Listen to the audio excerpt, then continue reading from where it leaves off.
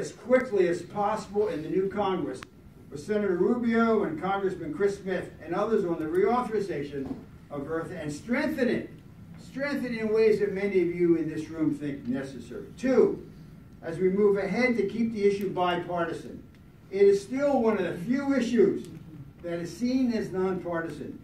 In the House, we have members like Congressman Chris Smith, a Republican, and Jim McGovern, a Democrat, both who have been outstanding on this issue. Keep this issue bipartisan.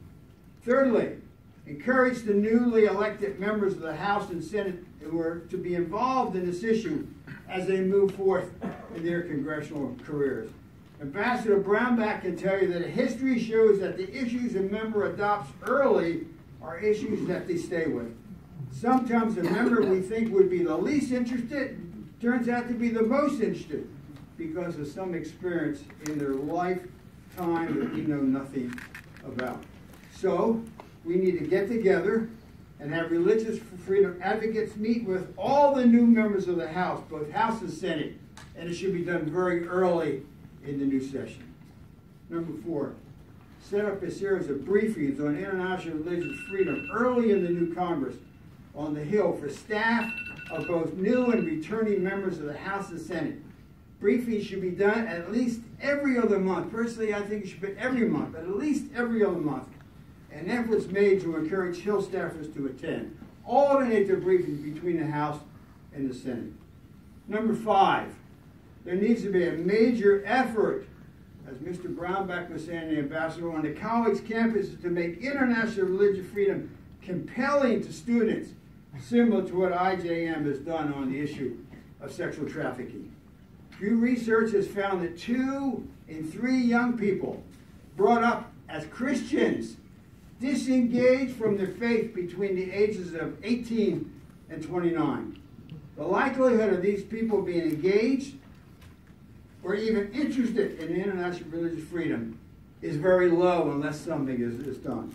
6, there are major law firms and public relation groups working against what all of you in this room are trying to accomplish to help the persecuted.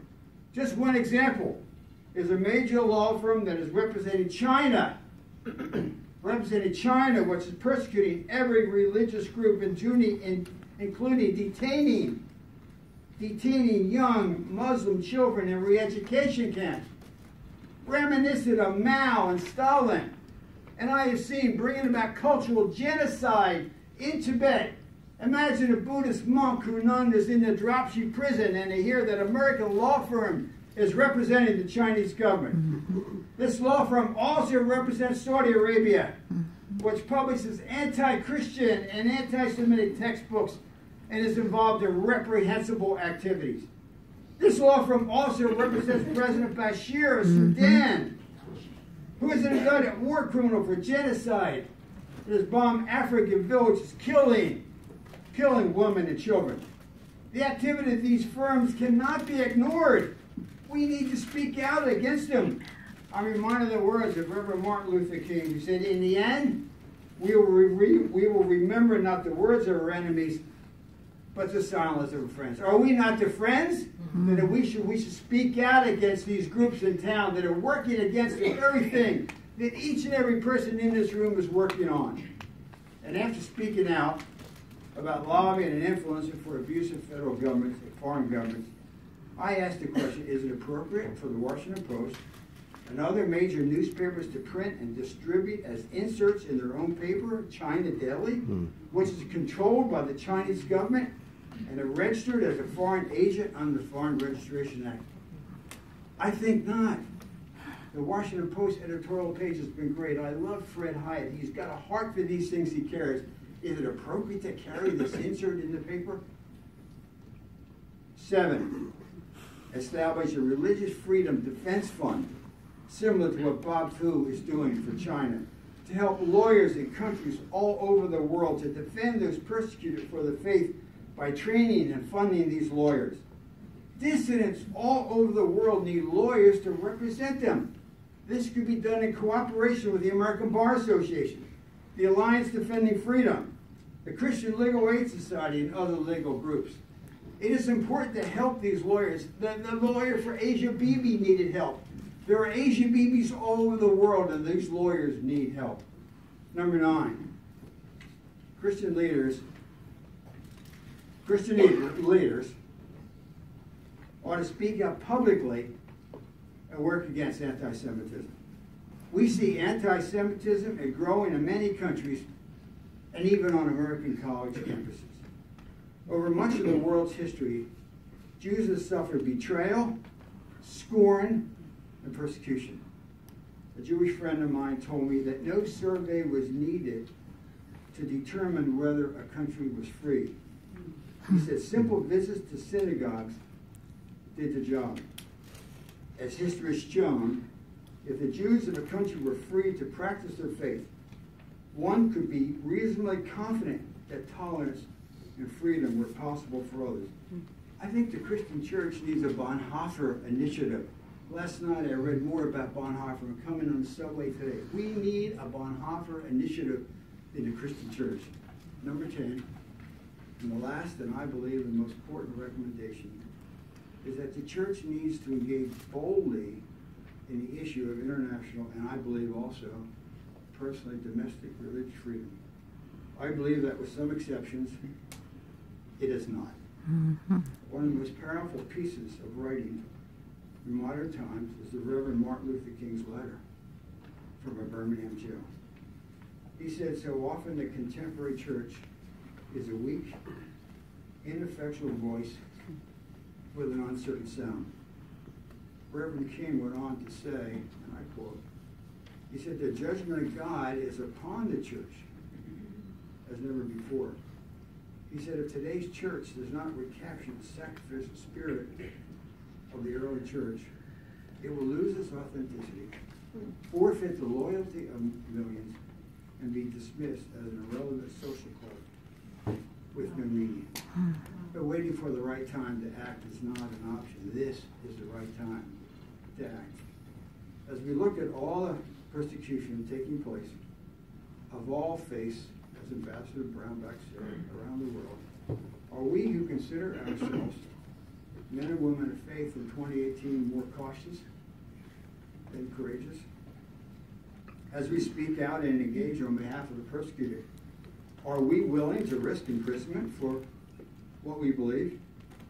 In the Bible, we see it as common for those who follow God to end up in jail. Joseph, Daniel, John the Baptist, the Apostle Paul, all were jailed for what they believed.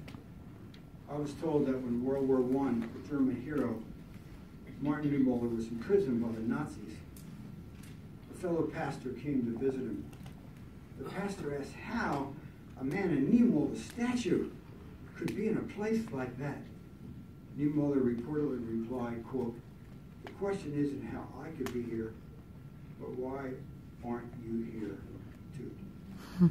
These are profound questions of conscience, which every man and woman must answer for themselves. And I believe that we in the West will find ourselves better able to count the cost, as it were, the more intimately acquainted we are with persecuted brothers and sisters abroad.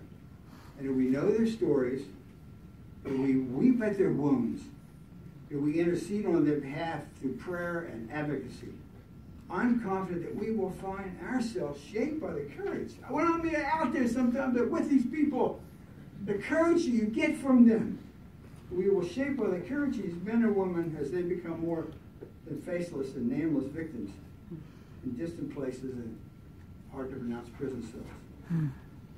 And if we're clear-eyed about the times in which we live, I believe these encounters will make our own faith more robust and strengthen us for the days ahead. Amen. We need more Dietrich Bonhoeffers. We need more Martin Luther Kings. We need more Thomas Moores. We need more William Wilberforces. What remains to be seen is whether men and women of faith and others of goodwill will accept this challenge, regardless of where it leads them. As anti-Nazi pastor Dietrich Bonhoeffer said, we are not to simply banish the wounds of the victims beneath the wheels of injustice, We are to drive a spoke into the wheel itself. Amen. Advent is a season of expectant waiting for the coming of Jesus, who cared about the poor, the imprisoned, and the oppressed. Rich in spiritual meaning for believers the world over. And my prayer this Advent season is that the suffering church would no longer suffer alone, that we would stand with him, and we would seek a day when, in the words of the beloved Christmas hymn that we'll all be singing, O Holy Night, all oppression shall cease. Amen. Amen.